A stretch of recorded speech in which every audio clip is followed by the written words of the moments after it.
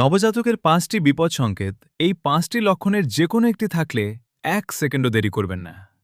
বুকের দুধ খেতে না চাওয়া, বারবার দুধ খেতে অস্বীকৃতি জানানো বা খুব দুর্বলভাবে দুধ খাওয়া বিপদের লক্ষণ হতে পারে। শ্বাস নিতে কষ্ট হওয়া, খুব দ্রুত শ্বাস নেওয়া, বুক দেবে যাওয়া বা শ্বাসকষ্ট হলে দ্রুত হাসপাতালে যান। জ্বর বা শরীর অস্বাভাবিক ঠান্ডা হয়ে যাওয়া। নবজাতকের জ্বর যেমন বিপজ্জনক, তেমনি শরীর অতিরিক্ত ঠান্ডা হয়ে যাওয়াও ঝুঁকিপূর্ণ। অতিরিক্ত ঝিমিয়ে থাকা বা ডাকার পরও সাড়া না দেওয়া। শিশু যদি অস্বাভাবিকভাবে নিস্তেজ থাকে বা খিঁচুনি হয়, এটি জরুরি অবস্থা। ঠোঁট, জিহ্বা বা হাত পা নীলচে হয়ে যাওয়া, এটি অক্সিজেনের ঘাটতির লক্ষণ হতে পারে। সঙ্গে সঙ্গে হাসপাতালে নিয়ে যান। মনে রাখবেন, নবজাতকের ক্ষেত্রে অপেক্ষা করি দেখি এই সিদ্ধান্তটি কখনো কখনো প্রাণঘাতী হতে পারে। সময়মতো চিকিৎসাই শিশুর জীবন বাঁচাতে পারে। এই ভিডিওটি প্রতিটি মা বাবার কাছে পৌঁছে দিন। আপনার একটি শেয়ার হয়তো একটি নবজাতকের জীবন বাঁচাতে পারে।